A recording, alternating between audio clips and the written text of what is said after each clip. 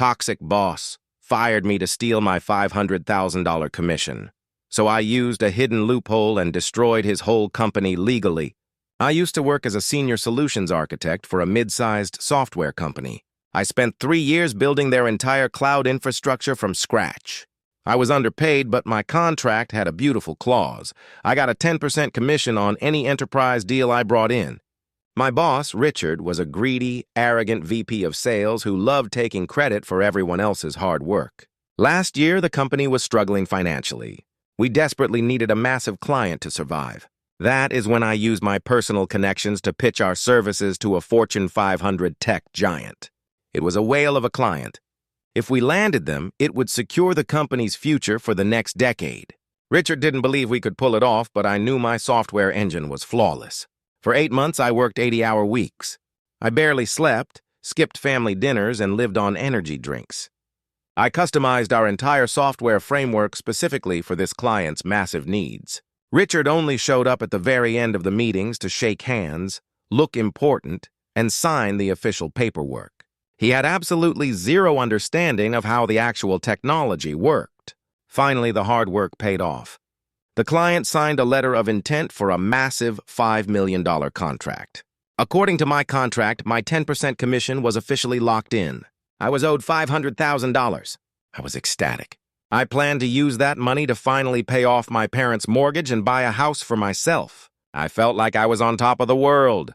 The official contract signing ceremony with the client was scheduled for a Friday.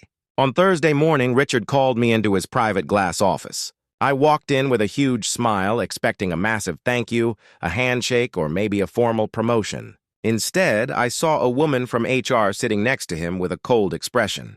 My stomach instantly dropped. Richard looked at me and said, "We are terminating your employment effective immediately." I froze. I asked him why, and he handed me a document claiming I violated company policy by using personal code on company servers. It was complete nonsense. The code he mentioned was the very core integration framework that allowed the $5 million deal to work in the first place. I looked at the HR lady, then at Richard, and suddenly it hit me. If they fired me today, 24 hours before the official contract signing, they wouldn't have to pay me my $500,000 commission. Richard was planning to pocket my bonus and take all the credit for himself. He looked at me with a smug, disgusting smile and said, "It's just business, kid. Pack your bags."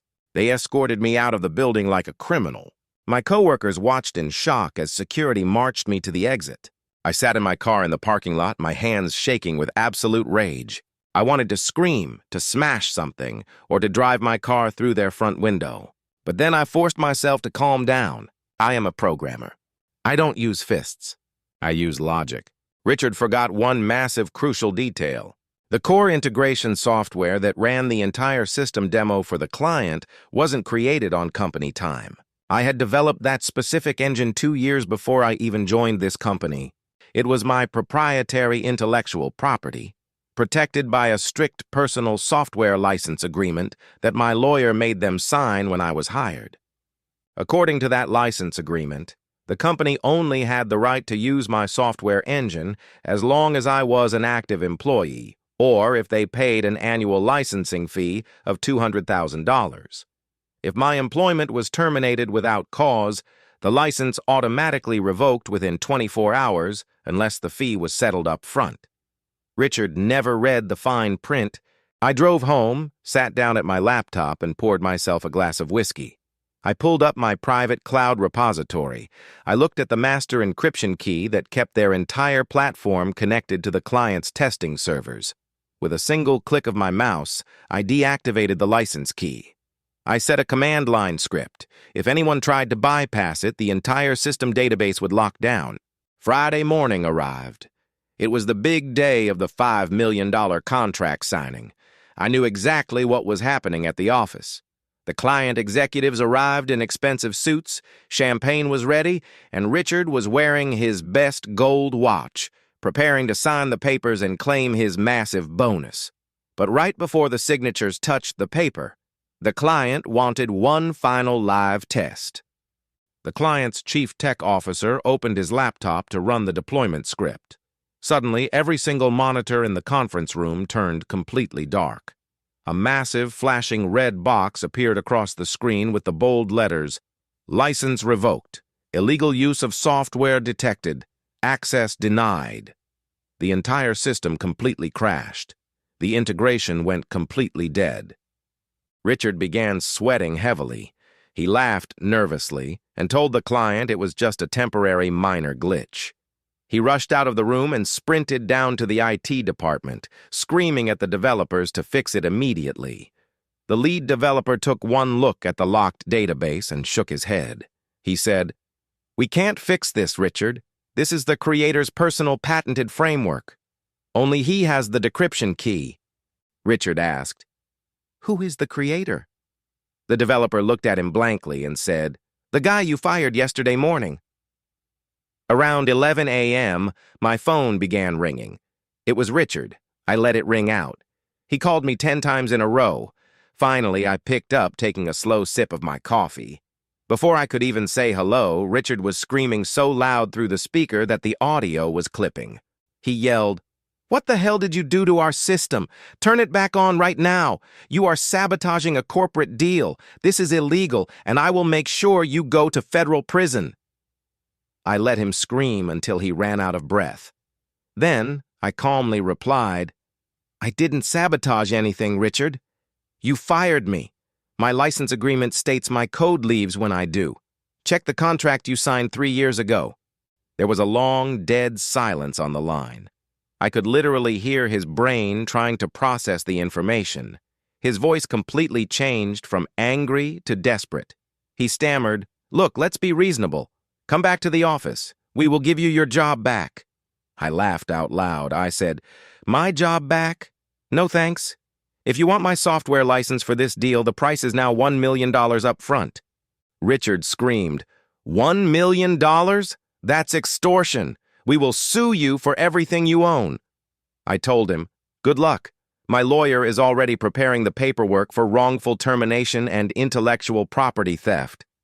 Then I hung up the phone. Meanwhile, back in the conference room, the client's chief tech officer had seen enough. He realized the company didn't even own the technology they were trying to sell.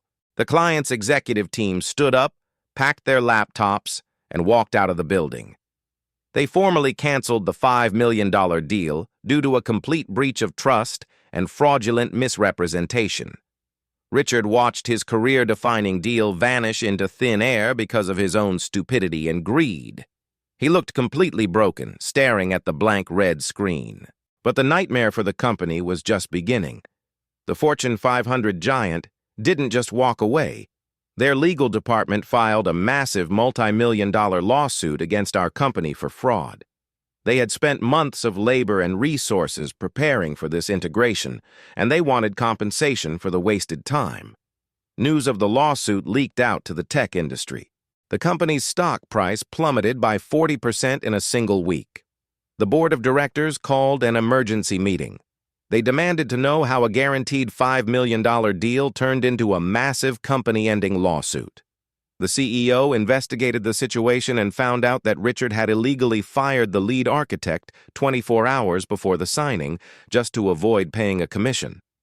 The board was absolutely furious. They fired Richard on the spot for gross misconduct and breach of fiduciary duty. Because he was fired for cause, his entire golden parachute, his millions in stock options, and all his bonuses were completely voided. He was stripped of everything and kicked out of the building by the exact same security team he had used to escort me out. Without the $5 million contract and facing a massive lawsuit from the tech giant, the company couldn't survive. They didn't have the cash flow to maintain operations. Within 2 months, the company officially filed for Chapter 7 bankruptcy. The doors locked, the assets were liquidated, and everyone lost their jobs. All of this happened because Richard wanted to save $500,000. But what happened to me? Well, remember that Fortune 500 tech giant? 2 weeks after the company went under, the client's chief tech officer contacted me directly on LinkedIn. He invited me to a private dinner. He told me they still desperately needed the integration software I created, and they knew I was the sole mastermind behind the entire technology. He offered to hire me as an independent contractor to deploy the system for them. I negotiated a direct contract with them. They paid me a massive six-figure retainer up front, plus a royalty fee for every time they used my software platform. I ended up making way more money working for them directly than I ever would have earned from my old company's commission. I used my earnings to hire an amazing legal team. We sued my old company's estate during the bankruptcy liquidation and won a massive settlement for wrongful termination and wage theft. My parents' mortgage is now completely paid off, and I bought a beautiful penthouse apartment overlooking the city. I am now my own boss, running my own successful tech consulting firm. As for Richard, his reputation in the tech industry was completely destroyed. Nobody wanted to hire a VP of sales who caused a multi-million-dollar lawsuit and destroyed his own firm out of petty greed. He couldn't pay his expensive mansion's mortgage, and his wife divorced him. Last I heard, he is working a low-level, commission-only sales job, struggling to make ends meet. He tried to sue me personally for corporate sabotage a few months ago, but the judge threw the case out of court within 5 minutes. The judge told Richard's lawyer that a company cannot claim ownership over a software license that they explicitly refused to pay for. Richard sat on the bench, looking old, broken, and defeated, realizing he brought all of this upon himself. The biggest lesson I learned from this entire experience is to always protect your intellectual property and never let greedy managers exploit your hard work. Richard thought he could use me as a stepping stone for his own career, but he ended up underestimating the wrong tech guy. Greed always destroys itself in the end, and karma has a beautiful way of balancing the scales. That is the crazy story of how my toxic boss tried to steal a $500,000 commission and ended up destroying his entire company. If you enjoyed this satisfying corporate revenge story, please smash that like button and subscribe to the channel for more daily drama. Let me know what you think of Richard's instant karma in the comments below. Thanks for watching, guys.